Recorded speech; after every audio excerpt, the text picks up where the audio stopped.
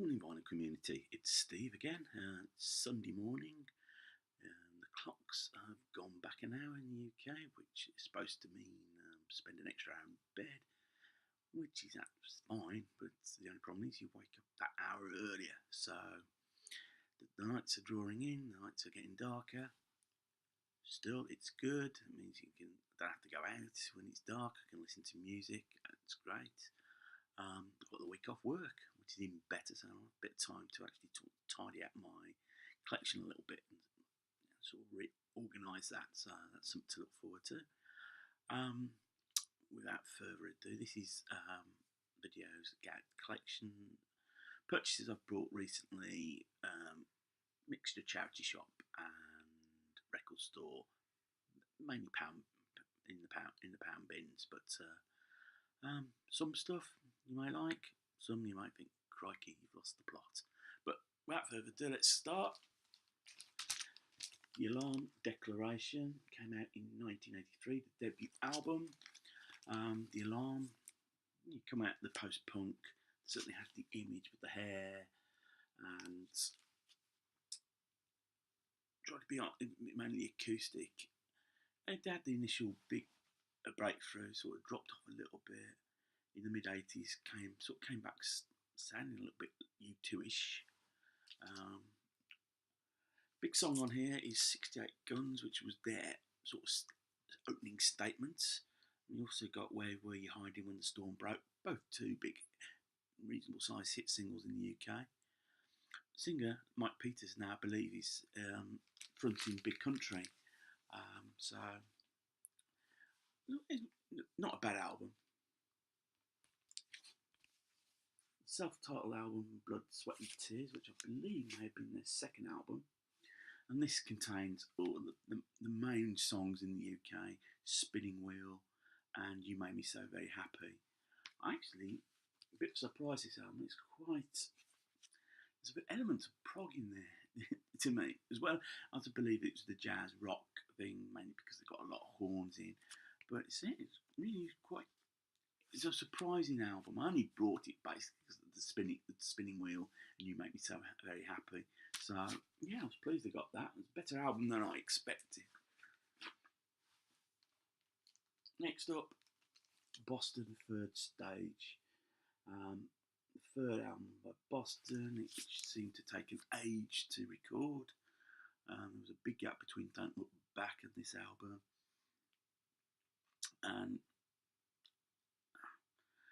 And to be honest, it's not. I liked it, but it doesn't stand out. A bit like when Guns N' Roses did the Chinese Democracy. If you're going to spend so long doing an album, I would be expecting something that really stood out, and it didn't. I know the single Amanda reached #1 in America. I believe it never charted in the UK, and I think it was the first single US #1 that didn't chart in the UK for a good period of time, actually. It might be nearly 20 years or something like that. Which, yeah, it's standard rock stuff. It's nothing exceptional.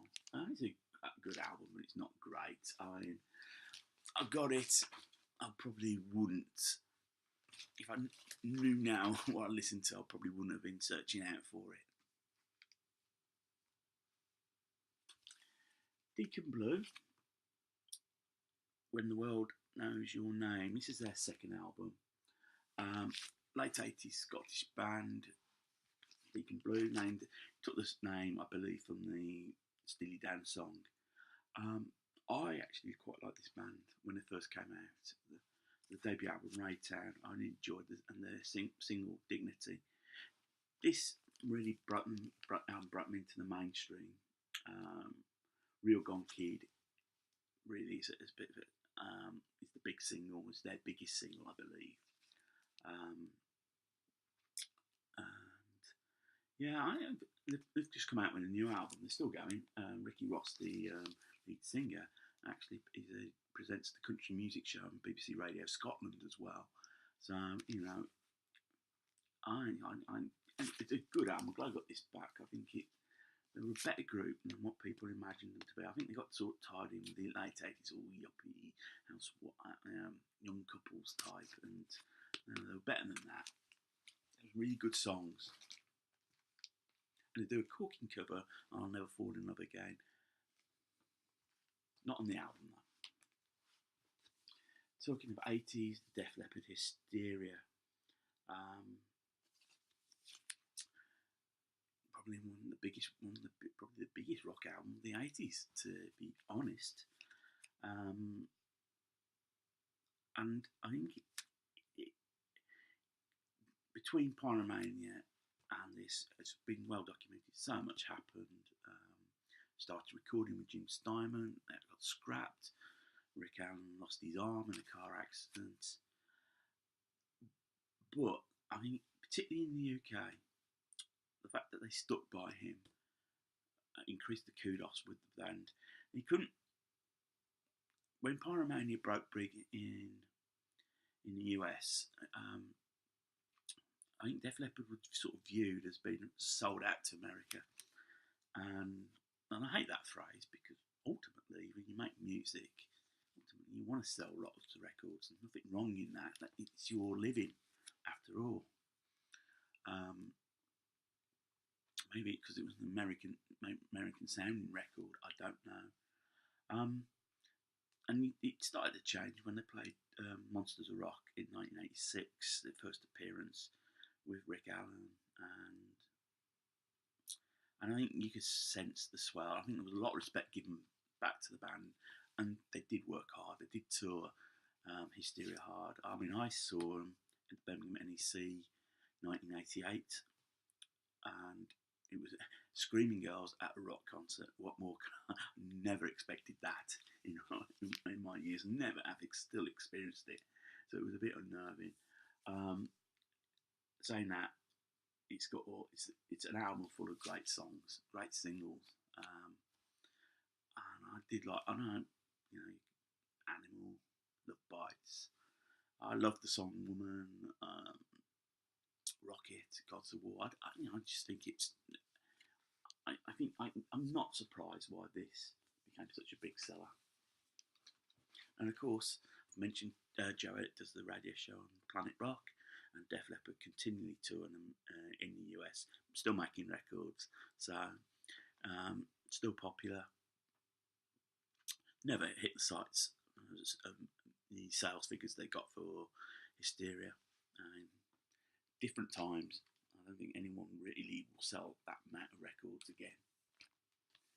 This I was happy to find, the Billy Fury Hit Parade. And this is a compilation album from 1982. Billy Fury sort of predates the Beatles from Liverpool. He was in that early rock and roll, and what made him stand out from all the others was that he wrote his own stuff. There is an 10-inch album called The Sound of Fury, which is a groundbreaking British rock and roll record, purely because Fury wrote his own stuff. He was so shy about it that I think some of the tracks were marked down as written by William Wilberforce. He didn't want to blow his own trumpet. He was quite a modest man. Very popular. He had hits up until the mid-60s. Appeared in the film That'll Be the Day. Sadly died in 1983. He had a history of heart troubles. But I think it should not be overlooked. I think his influence on British music is certainly worth checking out. And I say, if you can get hold of The Sound of Fury, it's a great album. Private Eyes, Daryl Hall and John Oates.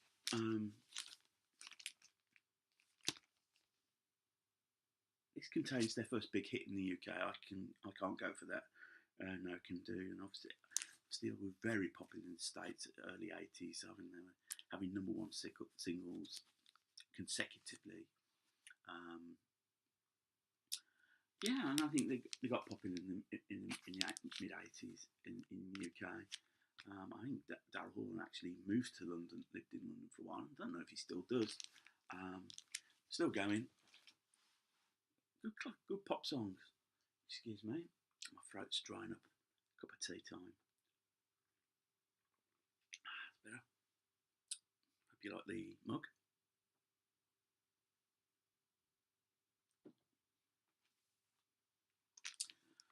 Man, I rate very highly. Steve Harley and Cockney Rebel. Closer look, this is a compilation from the 70s. Some great songs on here. It's got all the singles. Make Me Smile, Come Up and See Me, number one single. And it's actually a song he wrote in response to his original band. They walked out on him. They basically wanted more say in the songwriting. He basically said no, and they just walked out on him. This is what that song's about. You got Sebastian, Mr. Soft. A good introduction actually to Steve Harley. He was signed. He was signed to EMI around the same time Queen were, and what EMI were looking for was Steve Harley, someone that was a bit like David Bowie, and Queen, somebody that was like Led Zeppelin. He would joke that somebody did better than he did, but yeah, he's still going. I'd recommend Steve Harley. I am looking for some more of his albums. It's worth checking out. What more can I say? Buddy Holland, legend. Yeah, I concur with that. This is again pre-rock and roll. His influence cannot be understated. Singer-songwriter. Hollies obviously took their name from him. Big influence on the Beatles. On the anthology, you hear the recording of That'll Be the Day. Got all the songs on there. I mean, you cannot knock it. It's a Buddy Holly compilation is worth having in anyone's collection. Joan Jett and the Blackhearts. I love rock and roll. Originally from the Runaways, she became from the Blackhearts. The title track, I Love Rock and Roll, originally done by the Arrows, #1 hit in America, top 5 in the UK. Unfortunately, in the UK, poor Joan, she couldn't follow it up, and she did this big tour of the UK, which hardly anyone turned up to, which was such a shame. But I think it's a good album, not a classic album. The title track, it speaks for itself. I think I love rock and roll, and it's a good fist pumping anthem. Here we have John and Vangelis, Short Stories.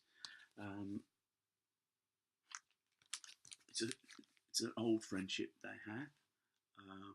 I think when Rick Wakeman left, Patrick Moraz took over and they played on the Relay album, but John Anderson's first choice was Vangelis. And they did 2 albums together, Short Stories and Friends of Mr. Cairo. Short Stories has had a hit single, I Hear You Now. And it's a good little album. Surprising, it's not. It could have been totally self-indulgent. I enjoyed it. Some good songs on here. Obviously, Vangelis went on and had his big success with Chariots of Fire soundtrack, where she won an Oscar for. I think it was such a different soundtrack. I mean, the soundtrack albums, Isaac Hayes' Shaft, which was so different to the orchestral norm, and so was Vangelis' Chariots of Fire. That's a staple of Charity Shop Records, and I might, next time I see it, get hold of that. But yeah, definitely worth getting hold of. There's a few more to get through. This is a 12-inch single, Katrina and the Waves, Sun Street. Charity Shop was going to chuck this out, so I picked this up. Not a great single, not a patch of Walking on Sunshine, but I'm glad I've got it anyhow. One of the biggest sellers of all time, classic album, should be in everyone's collection. Carole King's Tapestry, came out in 1971. I think timing was just right with this album. Singer-songwriter, she got the songs. Time of her life, she was in a contented place. She just got remarried. It's just classic album. You've got to have. Finally, Huey Lewis and the News. Probably his biggest selling album, I think. It's got all the hits, Jacob's Ladder, Stuck With You, Power of Love, which was in the Back to the Future movie. Hip to Be Square. I think it contained some of the backing track by some of the San Francisco 49ers. I think Dwight Clark and Joe Montana might have been on that album. Correct me if I'm mistaken. Excuse me. Frog in the throat again. So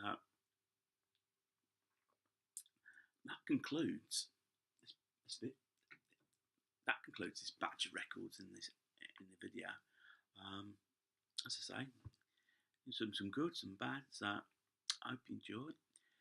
Feel free to comment. Click the subscribe button. Enjoy your Sundays. Halloween tomorrow, so just be careful. Or in the UK, we've got Bonfire Night on the 5th. It's 8 weeks to Christmas. That's a frightening thought. So on that, I'll go leave you to it. Enjoy the rest of your day. Keep listening to music and keep smiling.